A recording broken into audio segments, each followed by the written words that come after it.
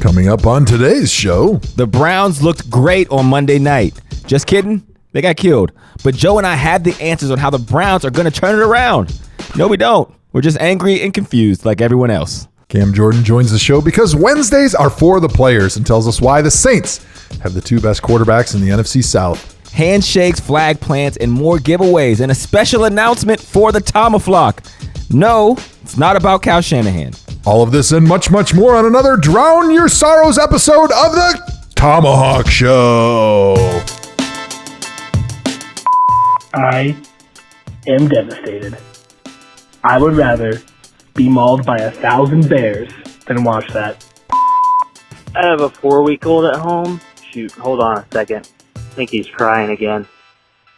I'm going to make my wife change that one. I've seen enough crap tonight. Joe, Hawk, the pain we felt from tonight's loss, you can't measure that with an abacus. I'm hammered and it sucks. Go Hawk myself. Hey, what's up, Joe Hawk? This Eric, man. Uninterrupted. It's levels to this NFL stuff. You guys are maybe a year or 2 or 3, 4, maybe even 5 years away. But good luck, good game. Go Niners. It's not right. It's not right what we're feeling right now, Joe. That's hurtful. Welcome to the ThomaHawk Show, presented by Uninterrupted. I'm your host, Andrew Hawkins, 6-year, 7-year NFL veteran. I should start actually giving my 2-year CFL back-to-back champion. All right, World Canadian Football League champion. That's how I got to start. I got to start showing love to my other teams where I actually did win. What did they give you for winning the CFL championship? Do you have a huge bedazzled ring, or did they give you like golden maple syrup? Like what type of celebration do they have up in the Great White North up there? They gave me a jean suit that's embroidered with gold trim. The boys from Pardon My Take would really appreciate that. Jean I feel suit and Molson. They pay a lot of money for that. Molson beer. No, I got 2 huge rings that are worth upwards of $40,000. I got them appraised. 2 blinged out. I don't know if I should take you seriously or if you're joking right now. They actually gave you a ring? Wasn't your salary for the year $40,000? So they doubled your salary in the ring they gave you? It's 2 rings worth roughly $20,000 a piece. Still, that's impressive. I thought a Super Bowl ring was only worth about $20,000. So they give you a real nice, serious ring. You need to post that on your Twitter. I would love to see what that looks like. Diamonds and rubies, man. Like they're awesome. They're awesome. I mean, I wear them to NFL events like the Super Bowl, and people assume they're Super Bowl rings, so that I get a little bit more respect. They're like, "Oh, that's a big ring." That's a life hack. Remember our first year, we used to do life hacks, and we'd talk about like really good things to convince everybody you're better than you are. Yep. That is one of them. That's amazing. Wear your Canadian Football League championship ring to NFL events. So now all I got to do is go to the CFL and play on one of the teams that wins a championship, and I can have a championship ring, and everyone's going to think it's a Super Bowl ring. You're welcome. Thank you, Finally. Learned something new today. There you go. All right, well, welcome to the ThomaHawk Show, everybody. I'm your host, Andrew Hawkins, joined by Joe Thomas, the voice you just heard, one of the best, if not the best, left tackles in NFL history. He's definitely the first. Definitely the best. Probably the most losses of any left tackle in NFL history. Is that by far? Is that a real stat? It has to be. Yeah, they actually wrote an article about me in my last year in the NFL, and they called me the greatest loser of all time because I'd played 10 seasons at that point, made 10 Pro Bowls, and never made the postseason, and had like over 100 losses. And I can't remember. There was a guy in, I want to say baseball maybe, who was also a multi-time all-star, and his teams were always crappy. And I don't remember who it was. Maybe our great research team will be able to come up with that. But I was definitely up there as one of the greatest losers of all time. So that's how I like to be introduced, right after 15-time ESPY/Emmy award winner. Yes. Also the greatest loser of all time in the NFL. Yes. We've won many a Peacock Award here on the ThomaHawk Show. So we understand that. If you're listening, follow us on social at ThomaHawk Show, all across social media. Our Twitter accounts, Instagram accounts, voicemail line have been lighting up, as you can hear, 440-628-1376. Everybody talking about the Monday Night Football game between the 49ers and the Browns, because the Browns took a shellacking on the national scale, and I hate how my phone blows up every time the Browns play bad because I was driving the hype train for the Browns because I understood I didn't understand. Well, I didn't know exactly how long it would last, so I was trying to get my money's worth. Go ahead, take that one. And you can't measure that with an abacus. We'll talk. You more can't about just say. You have to say them in some type of context. You I can't know. just Well, if I don't start, I'm going to piggyback get of one fired. off the other. That doesn't count. Okay. All right. Well, we'll erase that from the record. All right. Let's start this episode off with our patented dog check. Dog check! Oh, man. That is messed up. Oh, boy. DJ Chris. That hurts. Yeah. So the Browns didn't play well on Monday Night Football against the 49ers. 49ers had their way in every sense of the imagination. Joe, like, where are we at right now, bruh? Well, I refuse to allow what happened on Monday night to dictate the happiness with which I live my life on Tuesday. Although I was pretty sad, I lost some sleep. Not because just the Browns lost, but just how it unfolded. You're on a national stage. You're coming off the Ravens game for the Browns, which was a pretty good game. They looked really good. Yeah. I finally thought they had something. They were throwing the ball. Nick Chubb was running the football. I thought they kind of had their formula for success. It seemed like Baker had settled into that offense, and then things went catty-wampus from the very beginning of that Browns Monday night game against the 49ers. It looked exactly like Kyle Shanahan probably drew it up in that Saturday meeting. You and I have sat in a lot of those meetings. Kyle Shanahan, drink. On Saturdays where Kyle hypes you up. Remember those meetings? Oh, they were awesome, though. So for those of you that haven't sat in a Kyle Shanahan offensive meeting, Drink. on Saturdays, he gets everybody in there, which is a little bit unique. Usually on Saturdays, you don't get the whole offense together. You usually break up. But he likes to get everybody in there. We talk about the openers, and then he'll usually show what's basically a highlight film of the plays that you're going to start the game with, and you running those plays against other teams, or sometimes in practice, or even sometimes because he'd only been in Cleveland 1 year, we would see Redskins film because that's where he was before he was with us. And he would just hype you up, and you walked out of that meeting thinking you were 10 feet tall and bulletproof. And he would be like, look at this fucking Andrew Hawkins catching this ball, running over two chumps on defense, 10 yards, first down, Browns win. And he would go down the line and like hype every single person up. But as he was hyping you up, he was kind of getting your mind into like that positive mindset because you were watching the plays you were going to be executing the next day. And I always thought that it was a good way to kind of get you ready, but get you excited and get you thinking optimistically about that game. And so I just know that after that first long run by Breida, which was like 75 yards for a touchdown or whatever it was, that was exactly how everyone thought that was going to go when they watched that meeting on Saturday with Kyle. And then it was never any better for the Browns from that moment on. It went sideways fast, and there was nobody on that Browns team who could hit the brakes and get the ship righted and stop the bleeding, which is what you need. And honestly, I was talking to some guys today, and I said, the Browns are missing Christian Kirksey more than you know, because he is that leader, especially on that defense. When things are going sideways, everybody looks to him, and he's the one that will get everybody back on track right away. Like when that first big long run happens, he's the one that can stop the bleeding, tie the tourniquet around it, get everybody back on track, understanding that all is not lost because they hit one play on you. Like the game plan is still solid. Everybody keep executing, keep giving your effort. And they just didn't have anybody that could do that. And it just kept getting worse and worse. And I was supposed to live tweet from the ThomaHawk account the entire game. And it got into the fourth quarter, and I just turned it off. I'm like, I can't take this anymore. My brain hurts.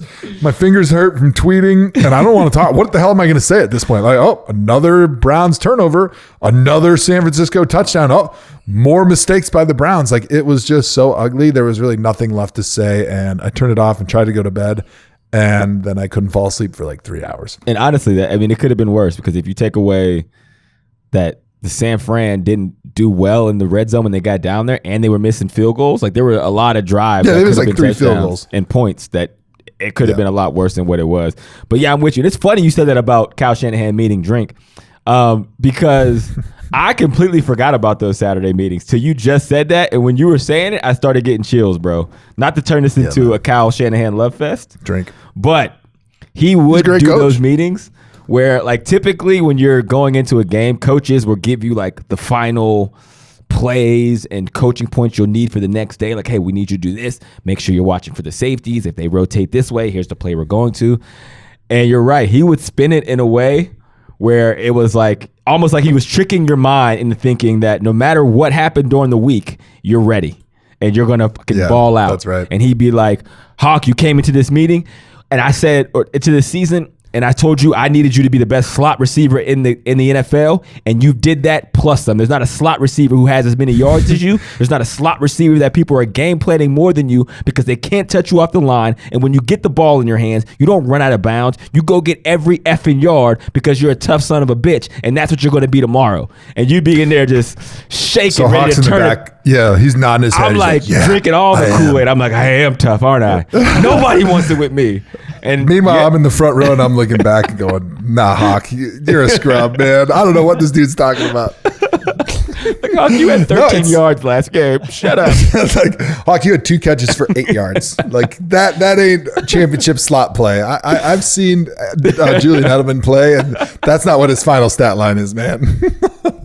No, it's funny that you said that you haven't thought about that, because whenever I get together with like Mitch Schwartz or Greco or Alex or Joel, that's like what we talk about is those Saturday meetings with Kyle and how much he used to pump you up and made you feeling so good. And I'll never forget, he always talked about Joel Bitonio as a pimp ass G. You remember that? I do. That's what he always says. We got this pimp ass G playing left guard who's going to pull around. He's going to level this linebacker. And is he done? Nope. This pimp ass G is going to get up and he's going to run 35 more yards down the field, and he's going to level the other safety, and he's going to stand over him, and he's going to talk shit right in his face. And I look over and Joel's like a rabid dog. He's like, yeah, I can't wait. I'm going to kill him. So much so that in the game, when you would have those good plays, your mind would go to like, oh, I can't wait till Cal pulls this play up on the fucking big screen, baby. I'm going to, everyone's going to be on me then. Good times. All right, but GTs, 7 and 9. Best years of my life. Now that we're off of that Kyle Shanahan love fest in the most inopportune time for everybody listening, the problem with the Browns is they still don't have the identity. And I know we keep talking about this and everyone keeps making this point that they're trying to spread the ball around in ways to keep everybody happy. They got to go back to their foundation. Like, I don't get why we don't see more quick game out of it. And again, without being in those meetings, because you never really know what the strategy is. So I'm not going to sit here and say that whatever Freddie Kitchens is calling or whatever Monken is working on, it doesn't work. But I am saying that I want to see receivers line up and run slants every once in a while, where it's 1, 2, 3, ball out of your hands. Odell catch a 7-yard slant. Jarvis catch an 8-yard out. Run the stick concept where the tight end is just 5 yards out and you're just delivering quick passes that work down the field because they work like the run game, right? It gets the ball out of your hand quickly, and it's almost like an extension of the run game. Methodically work your way down the field, and don't put Baker in these situations, and don't play call where he has to sit in the pocket and the routes are 20 yards downfield, 30 yards downfield, 15 yards downfield when it's a 2nd and 4, 2nd and 3, and those situations, because again, I feel like you're putting too much on Baker. He's still a young quarterback. I don't care how confident he is, how his bravado is, how he ended last year. This is a different team. That is a fact of the matter. Like, he's still a young quarterback. He still needs a run game. He still needs help in the play calling to get the ball out of his hands, build confidence early, and take that pressure off. Because right now they're not doing it. They're getting down big, and now Baker feels like he has to do a lot. And all these people are pressing, and that's where the mistakes happen. And, for me, just watching, I'm like, yo, they still haven't figured that part out yet. And you thought, like you said, it would be better because they seemed like they did figure it out last week against the Ravens. I always do the Cleveland Browns daily radio show after the game. And so I was talking with Nathan Zegura and Bo Bishop today, and all of us wanted to have that one thing that we were going to say, you know what, the Browns need to change this, and they're going to be the Super Bowl quality team that we thought going into the season. And of course, obviously that's not the way it works. There isn't that one thing. And as I'm kind of racking my brain thinking, like, what is this team missing? What are we missing? And unfortunately, I came across the thing that they can't change, and it's experience, right? Yep. I always think about offensive consistency in the NFL is the key to being good offense, unless you just are super explosive and you're scoring 4 times a game from 40 yards and out. Like when Josh Gordon was at his best in 2013, he would score from 60 yards out. Like you as an offense can be dangerous if you have somebody that's making those plays consistently. But there's almost no offenses in NFL history who have that. Like Barry Sanders as a running back was one guy that comes to mind. Randy Moss as a receiver. Josh Gordon that 1 year in Cleveland. Outside of that, there's just NFL defenses are too good at taking those things away. And going the long, hard way, consistently moving down the field is hard because on offense, all it takes is one person screwing up one time, and now it's 2nd and 10 or worse. 2nd and 15 if it's a sack, or 2nd and 18, or 3rd and 9. And then you get behind the sticks, and it becomes really, really hard to overcome because your call sheet as an offensive coordinator doesn't have a lot of good high probability plays when you get behind the sticks, which is 2nd and 7 or longer, and 3rd and basically 5 or longer. Like those are hard downs to convert. And when you get in those situations, not having consistency, then you get these really bad 3rd down conversion percentages like the Browns have right now. And that's been one of their issues. And so because they don't have the experience on that offense, not only within that offense, but also the players themselves are not experienced in the NFL. They lack consistency. And so they have to be this boom or bust offense where they're either hitting huge run plays or huge pass plays, or it's a 3 and out, which puts so much pressure on your defense because now your defense is always on the field. They're getting tired and they have so much pressure to be able to constantly get you the ball back so that you can hopefully hit some of those big plays that I think what you mentioned is a good step. Maybe start hitting some of those quicker passes. Odell, Jarvis, those guys are made for the quick, short routes because they're so much quicker than everybody else.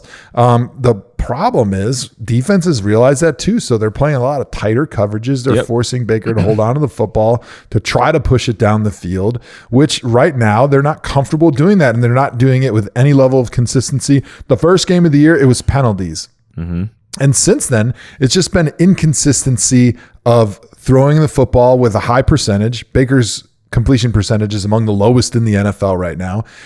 And the games that they've played well, it's because they've run the ball consistently. So they're always in those 2nd and 5s or 2nd and 6 or 3rd and 2s. And those are manageable situations. And then they do still have the opportunity to hit those home runs. So how do they get better at experience?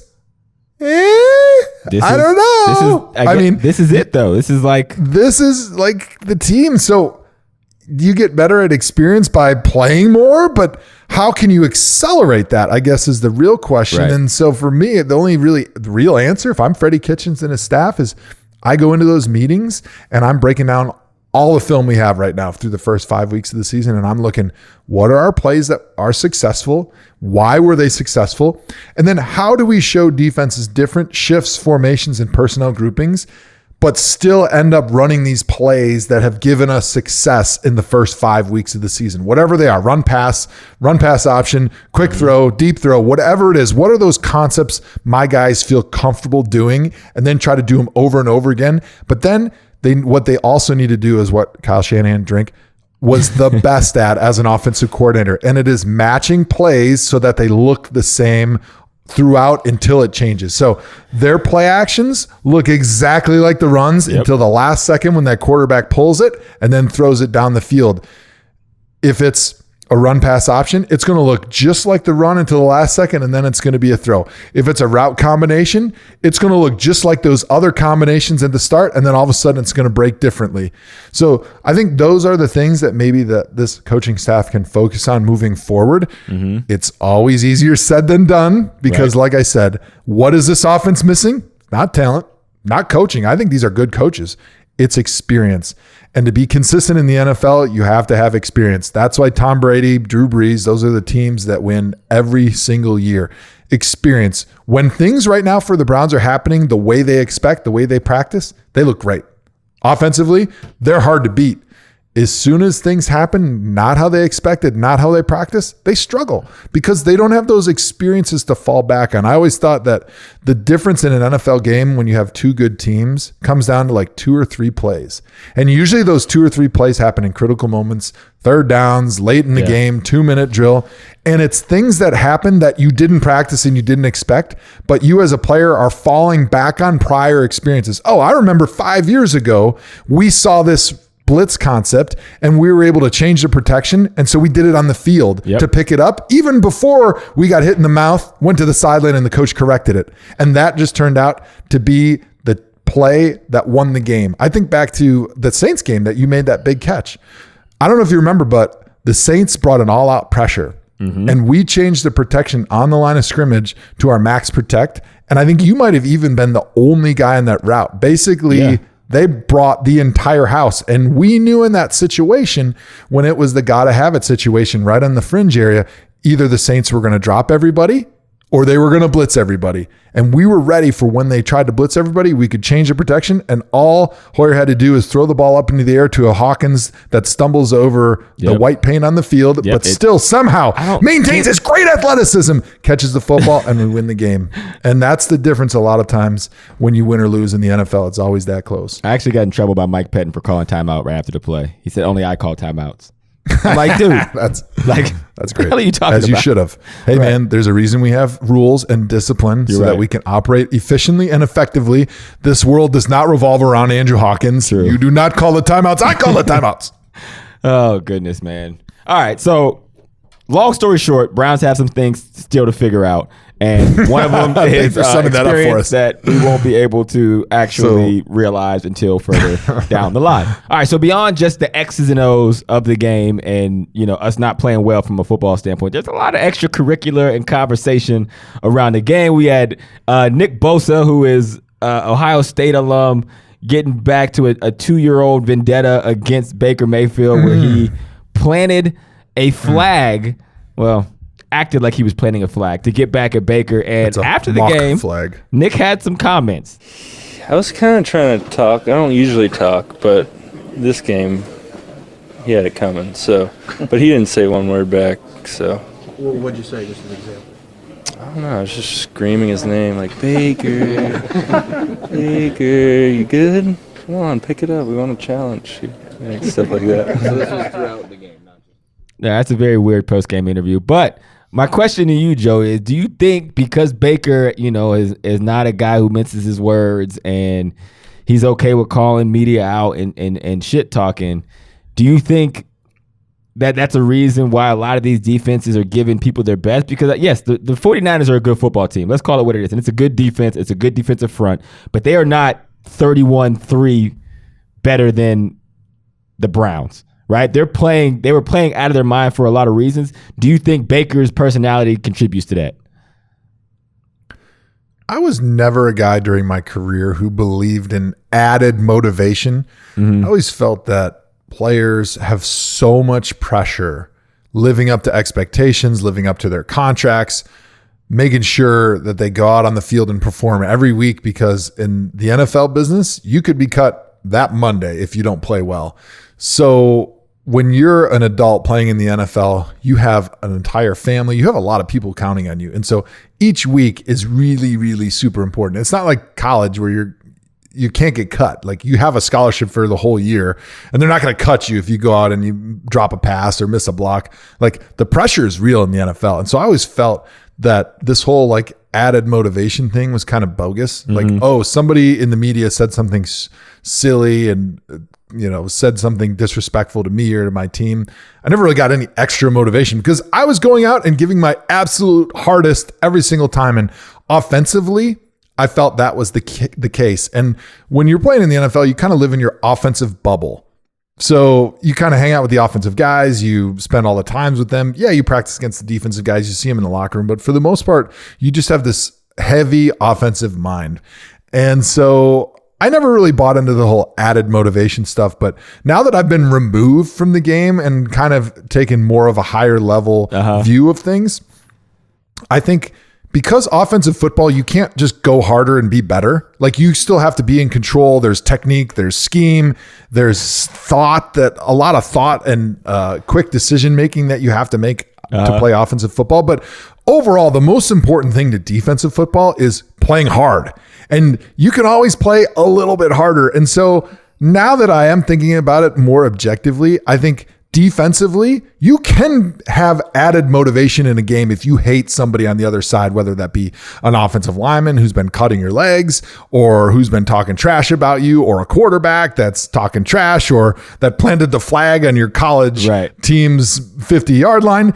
And honestly, I do think that stuff is real for a defense. So I guess what I'm saying is, offensively, if you call somebody out on defense, that's probably not a good decision, because you are adding motivation to that defense, which can materially show up on the field by them playing harder and being more motivated. But if you're a defense calling an offense out, there's not really much more that I can do as an offense, because you still have to play within control, and just playing harder is not really as important for an offensive team. And so I think from Baker's perspective, it would be prudent to just be measured with your approach with words and actions, because clearly we heard Richard Sherman after the game saying he and his teammates wanted to humble Baker Mayfield. Well, let's talk about that. We're going to talk actions. Let's talk HandShakeGate. And that was the same thing with Nick Bosa. He clearly wanted to humble and wanted to embarrass Baker Mayfield for what he did 2 years ago in college. So people are always watching.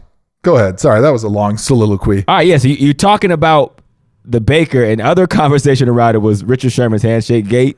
Everybody, supposedly Rich said that one thing that hyped the 49ers defense up was the fact that Baker didn't shake their hands after the coin toss.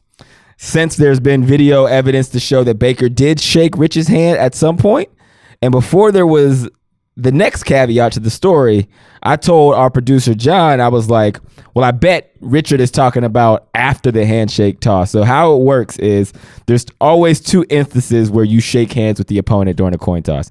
When you come out on the field, there's a handshake situation.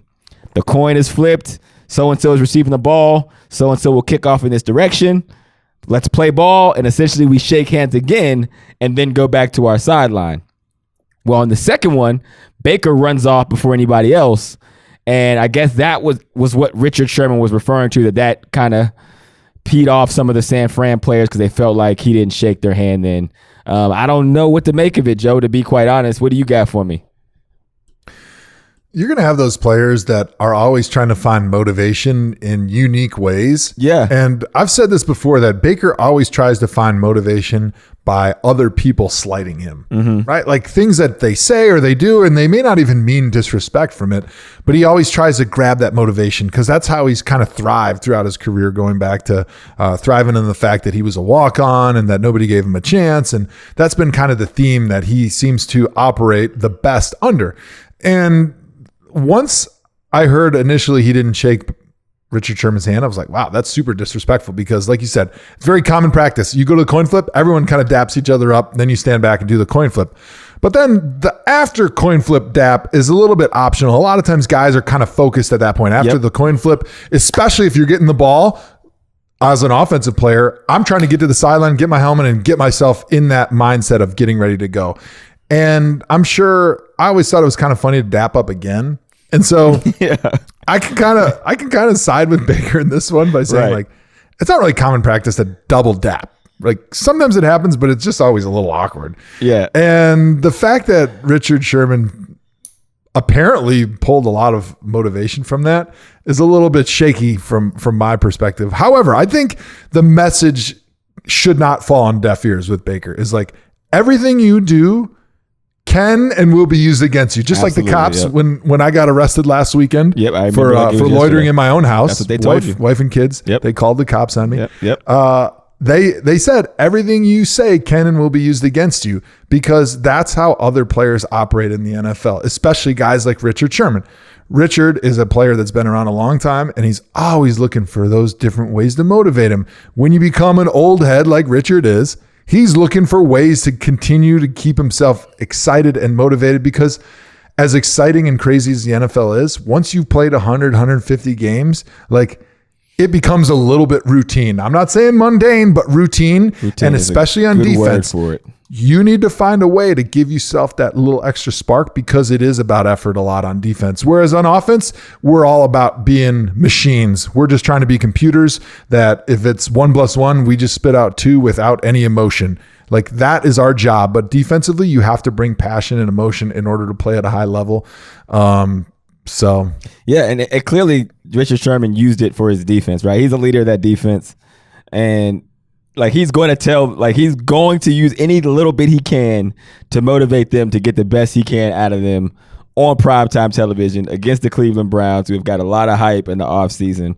You know, for them afterwards, they kicked our butts, man. So really, what can we say? It doesn't really matter because they're on trying to be 5-0, and we're still trying to pick up the pieces for whatever it is it was on Monday night. Speaking of defenders who do a lot of trash talking, we have a repeat guest coming to the ThomaHawk Show. We're going to give Cam Jordan from the New Orleans Saints a call. Dial him up, Chris. Wednesdays are for the players. Travis Kelce. This entire time I thought it was ThomaHawk. ThomaHawk. Kareem Jackson. Yeah. Do you believe in ghosts? Do I believe in ghosts? Yeah. Ooh. Here we go. Saquon. 1, 2, 3, 4. I declare thumb war. Do you think, Marv? Let's get it. The ThomaHawk Show. Now it is my pleasure here on the ThomaHawk Show to welcome in the greatest not just defensive end, the greatest defender in the history of the NFL, New Orleans Saints, Cam Jordan. Cam, what's going on, man? I don't know. Look, we have to change this title. There's a lot of great defenders in this world. I can't be the greatest of them. Greatest ever. I'm aiming to be one of them one day. No, it's already, once you came on the show, it sealed the deal. Perfect. Well, I appreciate you having me on, big brother. Absolutely. All right, man, let's kick things off with the Saints, man. Y'all are on a 3-0 run since Drew Brees got hurt. First question, when Drew went down, what was your mindset as a team? Like, because I know for us in Cleveland, when our quarterback goes down, one of the greatest quarterbacks ever, because we had a ton of them in Cleveland, as you know, it would be a little demoralizing. So was that you guys, or were you like, yeah, no, we're all good. We know what we got in Teddy? Yeah, I mean, we know we have in Teddy, but at the same time, there was so early in the game, we had so many chances to try to really take over the game and alleviate some pressure off of our offense. I mean, there was an 87-yard scramble touchdown by Cameron Jordan that was taken away somehow. Which would have gave us forward momentum. There was another play where we thought we could have capitalized upon, and that would have gave us some momentum, and that's what you need. I mean, when you have one of the greatest of all time in Drew Brees, no cap. I mean, he's clearly a first-ballot Hall of Famer. He's clearly going to go down as top 2, if not number 1 best quarterback of all times. And that's up for debate, but I mean, it's an arguable debate. You talk about when he goes down, what do we have to do as a team? We have to be a team. I mean, a team is comprised of, 46 active on game day. This is something that the other 45 have to take over, and we have Teddy Bridgewater. It's not like we're just throwing somebody in who's never started the game. It's not like we're throwing in, refraining from discouraging backup quarterbacks around the league, but just a regular guy who isn't cut out to be a starter. We have a Pro Bowl caliber, a former Pro Bowl caliber quarterback in Teddy Bridgewater. So it's on the team. Right. What characteristics did you see from Teddy before he was starting that led you to believe, like, hey, now that he's taken over, we still believe in this team and we think that he can lead us until Drew Brees comes back? I mean, you talk about, we watched him grow this past year. Since we traded for him last year, we watched him grow. I mean, we saw him coming from the Jets. We saw, maybe his leg wasn't 100% last year until mid-season last year. But once you saw him keep growing, the progression that happened, and the fact that the organization believed in him enough to, bring him back this year, and the fact that he wanted to come back this year, just to learn from one of the greatest minds of football, just shows you what we believe in and what he believes in. I mean, we believe in that we have a strong team. We believe in, we have a strong quarterback in Drew Brees. We believe we have a strong quarterback in Teddy Bridgewater. And so you hate to see Drew go down, but you see the work that Teddy puts in, and you see it starting to pay off this week. And as long as we continue growing, that's the nature of the game. As long as it's always a continuance of growth, that I think that we're going to continue to be a strong team. We know that Drew Brees has said that he's going to play well into his 60s, but at that point when Drew Brees finally decides to step away, is Teddy Bridgewater the next franchise quarterback for the next decade in New Orleans? I mean, I'd hope so. You know, the way that I'm not sure how, contracts work out, the way future works out, but somebody's going to offer my man a bigger deal than, maybe we can. And when you talk about everything that Teddy Bridgewater has been this last couple games, if he continues his growth, he deserves all of it. Would I say yes in a couple years? Would I love him to be the face of a quarterback franchise for us? Sure. When Drew decides to, relinquish that helm. But until, Drew says he's done playing, I don't have to worry about that. These are organizational problems, not a Cam Jordan problem. Cam, tell me this. Is Drew Brees better than Tom Brady? Do you think he's better than Tom Brady? Come on. What do you want me to answer that? That's like saying, is Kobe Bryant better than LeBron James? If we're going to go off the argument of rings alone, you can have that argument. We're going to go off stats. We're going to go off yards. Come on. So, we're going to go off how many 5,000 yard seasons Drew has consistently put up versus Tom Brady. I'll take that argument. Okay. All right, I like it. Sounds like Drew Brees in a landslide. Yeah, not even close. All right, rank the top QBs in your division. Give me the top QBs in your division. Drew Brees, Teddy Bridgewater, 1 and 2. Yeah, Matt Ryan. Okay. Cam Newton, Kyle Allen, Jameis Winston, somewhere in there. Jameis Winston. I mean, once you get past number 1, there's no particular order. Once you get past 1 and 2, it doesn't even matter. You can't tell us to rank the quarterbacks and then say in no particular order, I'm going to name all the quarterbacks in the division. Yeah, That's not how it works. He gave every single one. Are you a big Jameis Winston fan? Because I seen a video of him using your helmet to get up. What was? Do you remember that play? Bro, I mean, slightly. At that point, I had let go of him like 3 times. He had escaped my grasp. It wasn't like I was so frustrated with myself. By the time I finally got him down, I was like this utter sense of relief. I don't even remember him pushing off me. I was just like, I'm just going to sit here and bask in this moment. Like, all right. Because we were having a sack party, and I was the only one knocking at the door, not getting let in. Right. I was like the 3 brothers in house party. I was just trying to break into the house party. I just couldn't get in for some reason. I'm going to break his fucking legs. What about your homeboy's worm? That was, I got to tell you, Cam, I know that's your boy. It was the worst worm I've ever seen in my life, man. Man. It wasn't a worm. Look, I get he's a late 90s kid. We watched the film of it so many times. But what's so funny is if you replay it, I'm walking towards him, yeah, that's my, what are you doing? Whoa. What's going on here? My whole head tilts and I just can't register. I'm like, was that supposed to be the worm? I'm going to ride with you because you my guy. But we going to talk about this on the side. I even made fun of him on the side. I was like, bro, I don't know what you're doing. I think you were doing push-ups with leg kicks. But I mean, that was his first sack. I'm going to excuse him because he's a rookie who got his first sack. If that thing ever pops up again, I don't know what's going to happen. Plus, it was second down. Get your butt back to the line of scrimmage, bro. So in the offensive line room, if you ever embarrass yourself or embarrass your unit, we gave you a conduct unbecoming fine, which was very significant in the offensive line kangaroo court.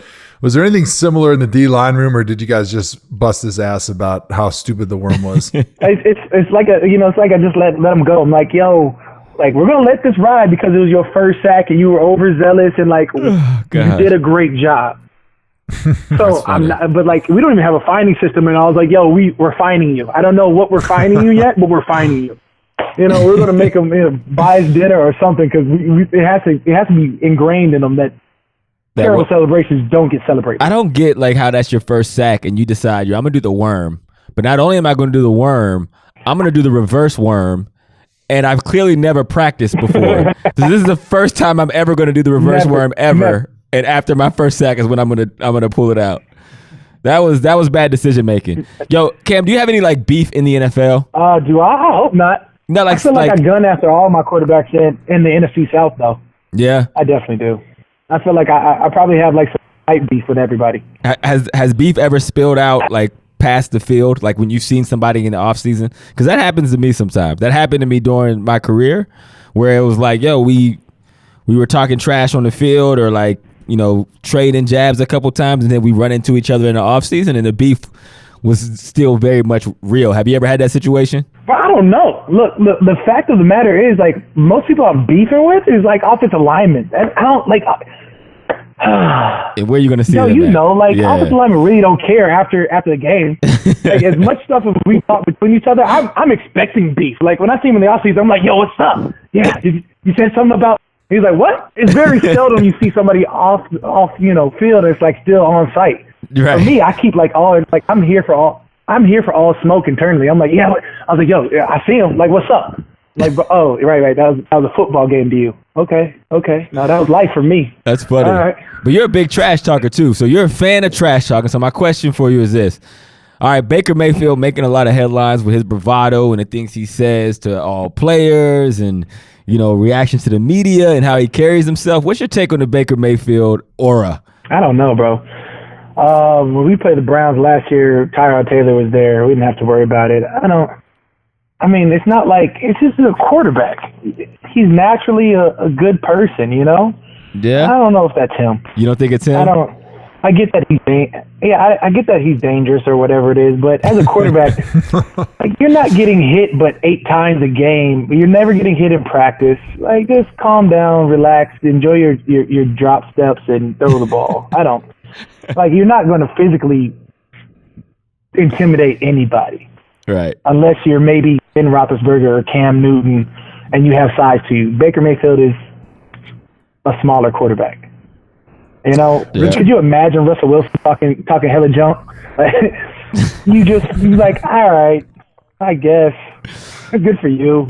And the next time I sack you, now I have to pile drive you. I don't know. Like, come on. Russell Wilson said, Richard Sherman, not Russell Wilson. You got me thinking about short quarterbacks, and I can't speak now. But Richard Sherman said in the game last night that their defense wanted to humble Baker Mayfield because of all the things that happened up until the game. And then I guess there was a handshake fiasco that happened at the coin flip. But you guys on defense, and the Saints defense in particular, have you ever felt like you wanted to go into a game and try to humble somebody that you felt like was getting a little too big for their britches? I don't know. Honestly, it sort of keeps me week to week. I don't even know the last time we had a good team scrum with somebody else. Is that what you? When's the last time there was a real altercation? It's probably been a while. Tampa, probably. I think the last really good. Yeah, their last. No, I think it was like Carolina a couple years back when Cam Newton had scored a touchdown and did his little open up the shirt situation, whatever the Superman, maybe it was the whatever his little thing is. Yeah. And my boy got in his face, or maybe I got into his face, and then I let it go, and my boy jumped into his face, and then Mike Tolbert had grabbed him, and I grabbed Mike Tolbert, and then it was like a full-on little brawl situation. I think that's the last good one. What about the Mike Evans joint where Jameis came off the sideline? Wasn't that last year? Maybe 2 years ago. Yeah, like I said, it's a quarterback. Yeah, but we don't nobody takes the quarterback serious. In terms of physicality, you take a quarterback serious in terms of the damage he can do on the field with his arm, his vision, his awareness. Don't let him scramble. A fight? Nobody. Come on. That's not who you are. Be you. In fact, I'm pretty sure we laughed about it. Why did Jameis just rush the field right there? Nobody takes the quarterback serious rushing the field. You have to show me that you're a monster before we actually treat you like one. Yeah, I've never believed in the whole extra motivation thing. You hear about locker room bulletin board material, and I never bought into that. I always thought that was kind of high school Harry stuff, or things that college coaches use to motivate players. But did you ever go into a game and feel offended by what somebody said in the media or somebody's been doing into that week, and you felt this extra motivation, you really wanted to beat them very bad in that game? No, I don't think so. I feel great minds think alike, I guess. Yeah, exactly. How's that going to help me beat this block? I know I got this chip block coming. Anything that he's talking about, what is that going to do for me? In fact, I probably said something. I'm I shouldn't have said that.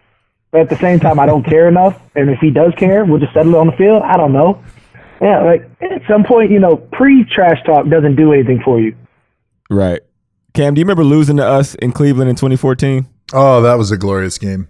Absolutely, bro. Absolutely. Somehow, like, you know, we got this all-out blitz, and you catch one and like stealing the game or whatever it was. I was just like, come on. Yeah, man. Like, there's only one receiver you had to worry about at the time. Hey, I like that. It's not like we knew. I'm a highlight tape. How much did you pay him for that, Hawk? I mean, it's not like we knew who was going to sling the rock. In terms of, you know, in terms of the quarterback, it was just another guy. It was one of the 55 Joes out there trying to protect. That was like a Super Bowl for us. When we look back, like you have to look back at real big time playoff wins you've had in your career.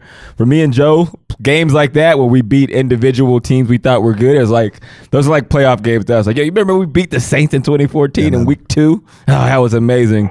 Yeah, you may talk about your big Super Bowl wins and things like that, but we talk about that awesome Week 4 victory over the Saints by 2 points. Yeah, we finished 7-9 that season. Yeah, what was it like? We won 9-6. That was a glorious game, let me tell you. All right, Cam. Well, we ain't gonna hold you too much longer, man. We know you're enjoying. Is you guys off day Tuesdays? Yeah. I just got done helping host a little play football experience for the St. Benilde kids. Elementary. So, there you go. I'm on my regular off day hype. I love it. Tell me this: you've still you big fans of officials still? I'm just going to preach growth and prosperity as long as, you know, everybody's still trying to get 1% better every day. I preach nothing but blessings and positivity. Blessings towards so said refs that may or may not have it out for the Saints and or myself with any touchdowns I try to get this year. I've been railing against this new pass interference review. I think it's the dumbest thing the NFL has ever done. But one thing I said, instead of reviewing pass interference, they should review the roughing the passer calls, because it seems like every week the refs continue to screw up roughing the passer calls in the favor of the offense and the quarterbacks. Would you get behind me by changing the rule where you can't overturn pass interference anymore, but you can challenge and overturn a bad roughing the passer Bro, he's call? the reason we have that rule. Like if Cam Jordan specifically, I believe I asked wouldn't Cam have Jordan made the such question, a big not deal Andrew Hawkins, about the Rams call, which was you could have called that one either way. Am I right, Joe? I think it was a coin flip. I don't think they would have overturned. Based on the standard that I've seen set this season, they would not have overturned that call, because you have to actually put somebody in handcuffs and bury them into the ground to get a pass interference overturned in today's NFL, even though that was the big change for the offseason. Yeah, I can't speak on it. After things happen to us, we just look at them like, you know, there could have been one that went against us this past game. I said it early on after the decision was made. I was like, you know, whether it helps us or hurts us later on, this is something that had to have been addressed. I still don't know whether it was a right or wrong call to make such a rule. So I just play within the confinement tail. I'm still worried about trying not to hit a quarterback too hard. Yeah, you wouldn't want to do that. It's a football and all. Yeah, you actually play football and accidentally tackle a quarterback. It might be roughing the passer. At this point, I don't know anymore. It would be so funny that if when Cam retires, he actually becomes an NFL official. I think he'd be a good official. I've been thinking about it, bro. I've been thinking about it. I'm gonna let the players play. They'll never let me. They'll never let you. They won't even let you inquire about it, Cam. All right. Well, look, man, we appreciate you joining us here on the Tomahawk the second time. There's not many people who've had multiple appearances on the Tomahawk Show, but you are one of the greatest defenders of all time, if not the greatest defender, like we said earlier. All right, Cam, enjoy your off day, brother. Appreciate you. Thanks, Cam. All right, perfect. Yeah, man. Peace.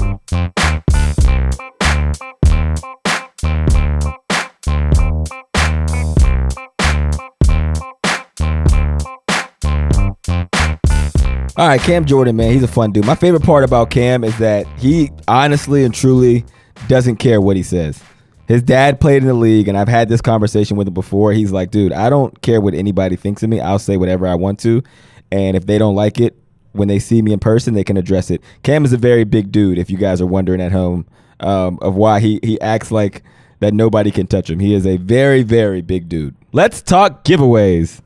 You know we love hooking up our listeners whenever we can. 2 weeks ago, we gave away a copy of NBA 2K Legendary Edition for PlayStation 4. We're back with another giveaway, dishing out a copy of NBA 2K Legendary Edition for Xbox One. All right, we asked you guys to write your funniest 5-star review on the ThomaHawk Show page, and you guys definitely came through. There were some great reviews, and it had us all cracking up here in the studio. Listen, you can check us out on Twitter for some of our favorites. We're going to post them there. Although there were several hilarious reviews, we could only choose one, and that winner is Max Joseph.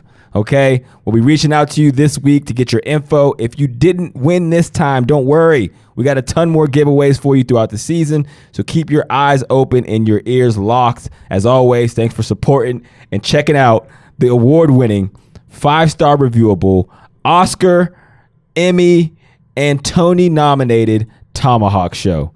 All right, Hawk, this is the moment that I have been waiting for at least 10 days. We have an extremely exciting announcement. Yes. The ThomaHawk Show is coming live to Cleveland,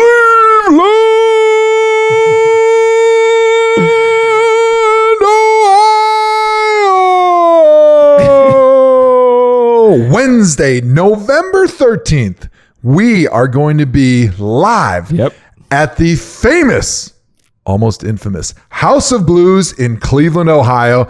I cannot be more excited. I got to watch the one and only Hanson brothers at the House of Blues like 10 years ago for my wife's birthday. Did they sing And ever since that moment, I said, I want to be like those guys. I want to be up on that stage someday, making magic for thousands of fans. I was thinking we're kind of like the Beatles, and you kind of knocked me off my horse to say we're like the Hanson brothers, but so me and you, we couldn't be any more like the Hanson brothers. We're absolutely those people in every single way. 3 Mormon boys from Utah, white boys with long hair, never played a lick of football in their life. You and me, bopping our way through society, baby. Hard Scrabble, Salt Lake City. I tell you what, it makes me very excited. Let me tell you, pre-sale tickets will go on sale October 9th at 11 a.m. Eastern. You can head on over to the ThomaHawk Show Twitter account. There's a link right there for pre-sale tickets. Use the passphrase Gold Rush to purchase. VIP ticket holders will get a chance to hang out with you and me pre-show and get some preferred seating. I am really excited because this might be the first opportunity for you and I to participate in the Kyle Shanahan drinking game that we play every single week. And the fun part is fans will be able to play right along with us because last time I was there for the Hanson Show, the House of Blues sells the booze. Oh, again, I like it. Head on over to the ThomaHawk Twitter show for pre-sale tickets. This is pretty awesome because this is on the eve of the Thursday night football matchup between the vaunted Pittsburgh Steelers and hated and our Cleveland Brownies. Very exciting stuff. Yep. This will be our first live show, like I mentioned earlier. So anything goes. There clearly will be lots of Browns talk. There's going to be lots of Browns former guests, none of the players that are currently on the team because they'll be in a hotel we might under be able lock to and sneak key. them out. So hopefully we're going to sneak them out. But if not, we've got plenty of legends backing up, and it's going to be a raucous night. I cannot wait to meet so many members of the ThomaHawk and to enjoy you one-on-one, live and in person, which is not something I get to do all that much anymore, being that you're a big Hollywood celebrity and I'm just sticking to my feeble roots in the Midwest. Yeah, in your 30,000 square foot mansion. My 15 bedroom mansion with 4 swimming pools, 3 hot tubs, and 2 waterfalls and a grotto. Yeah, so we got a live show, dude. I can't wait. I'm a little nervous. I'm not going to lie. I'm just hoping we don't screw it up. I'm hoping that ThomaHawk, when they come out, they're going to get their money's worth. And that's something, Joe, that we can't measure with an abacus. Can't measure that Can with we an talk about the abacus. catchphrase? We haven't talked about that yet. This is the perfect time. So if you've been living under a rock, we have a catchphrase that we do every single week that we then go push on all the TV media that we do. Last week, we had the famous Colleen Wolfe on, and she wanted to participate in the game. She was like, whoa, this is awesome. Can I get in? And the phrase we landed on was, you can't measure that with an abacus. So shout out Corey Easterday, who tweeted us that you can't measure that with an abacus. We ran with that, and it's only Tuesday at the taping of this show, and me and Colleen have already lived up to it. We were on Total Access, and it's a great catchphrase, and it works perfectly. Joe, you still have Thursday Night Football where you have to hold up your end of the bargain. But do we have audio clip? We got audio clip. Here's me and the great Colleen Wolfe paying the piper, as they say. Add more? That's pretty crazy. So his talent, it can't be measured by an abacus. We don't need to see that. We got another one. Play it. The football. Even if Garoppolo doesn't have to pass it all over the field, this is a solid team win, and you can't measure that with an abacus. That is going on. Dude. We were talking about this off air because unlike most people think, Hawk and I actually do get along really good, and we have a lot of laughs before we roll the mic sometimes. And I was laughing because I'm like, I saw those shows that you guys did, and I go, did your boss say anything after you got off the set? Because if I was your boss, I would have fired both of your asses right away, because you did not drop those in any type of context. And as soon as you did it, you give this stink eye to the camera, which makes me laugh. But then, you know what the consensus was after talking with the great John Fontenelli? We said that there's actually some good crossover because the ThomaHawk is large and growing and has a very, very huge presence. And to get them to go watch you on Total Access, and then vice versa, to have the Total Access crew watch and listen to the ThomaHawk and the ThomaHawk Show is it's pretty good. It's like one of those rare situations where you can be silly and goofy on TV, and it can be a win-win for both parties. So absolutely. Until Roger Goodell, who's I guess everybody's boss at the NFL Network, calls me personally and says, you can't keep making fun of my television shows by making mockery of it with saying stupid stuff, we're going to keep saying stupid stuff. So ThomaHawk, make sure you call the ThomaHawk hotline. Make sure you tweet us at ThomaHawk Show and let us know what you want next week's catchphrase to be. I have one chance this week to nail it because I only go on TV once a week, unlike the great Andrew Hawkins, who's on your television almost daily. I'm going Thursday Night Football this week. It's in New England versus the New York Giants, and I'm going to knock it out of the park. And hopefully Steve Smith doesn't punch me and knock me out of my chair when I say it, because he's not afraid to call you out on saying some stupid stuff. Well, for reference, I thought I was using it in context, so I don't really know the right context to say you can't measure that. I don't think there's any context that you can use that with. All right, so maybe we'll start getting some catchphrases that I guess fit closer in the context, but shout out to Colleen. This is my favorite game in the history of any game we've ever played, including football. Let's say real quick, Colleen was on with us at the show that we did Sunday night that comes out on Monday. And if you haven't caught that show, you got to go back and listen. If nothing else, just listen to that interview with Colleen, because she is so fun. She's both of our coworker, and she is an amazing talent. She was so fun on the interview, and she's so gracious and wonderful at what she does. She's definitely a rising star. And I read her Wikipedia bio before we had her on, and she was named like one of the 40 under 40 most important and influential sports media personalities of 2019. And she's definitely living up to that billing because she's awesome. She's beloved by anybody. So if you want to follow her, she's on Twitter at Colleen Wolfe. 2 L's, 2 E's, only 1 N. All right. Wolf, the lone wolf. So make sure you follow her, send her props, send her ThomaHawk love, and don't forget to send us a catchphrase for next week that's as ridiculous as you can't measure that with an abacus. Right. I love it, man. Maybe we'll get Colleen to join us for the live show. We have some special guests coming for that show, so stay tuned because we are putting together, everyone's knocking our door down. We had David Hasselhoff called, Brad Pitt, Tom Brady, Aaron Rodgers, Flavor Flav called us, Busta Rhymes wants to get back on, so we're just trying to cipher through everybody and all the requests to come join us for our live show November 13th in Cleveland. Be there, be square. We got one more voicemail that DJ Chris is going to drop for us. What we got? The more I'm sitting here just pissed about this game tonight, you know, I just keep thinking, and I'm going to blame you two. I'm going to blame you, Joe Thomas, and you, Andrew Hawkins, because you created this monster that's now called Kyle Shanahan. You created him. You created the beatdown that came tonight by glorifying Kyle Shanahan and saying his name 32 times and getting me to drink at 10 a.m. this morning every time you say his name. He's going to haunt me in my dreams tonight. He's going to haunt me the next week. Just can't quit thinking about freaking Kyle Shanahan, man. Joe Hawk yourself. Hey, by the way, so when I was taking over the ThomaHawk Twitter account last night, the last thing I posted was Kyle Shanahan, I think, 100 times. And I didn't know if that was only funny to me or if everyone was going to see that as humorous as well. But I felt like all those people out there that were following and playing the drinking game needed more of a reason to make themselves feel happy. So you're welcome. You're welcome. 100 shots later, you're welcome.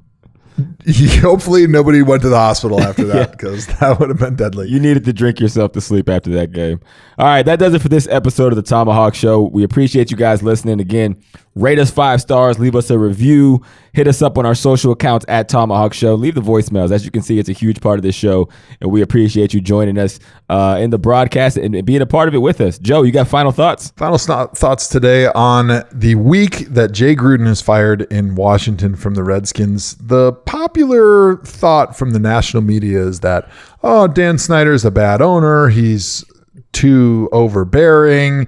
Jay Gruden just wasn't a good coach. It was probably partly his fault. And all the blame seems to be centered right there, but they're totally missing whose fault the disaster right now in Washington, D.C. is. And I know Hawk's thinking right now, it goes all the way back and it's RG3's fault. Yeah. But no, not so fast, friend. That would have been easy. RG3 is not to blame. This is actually a serious take.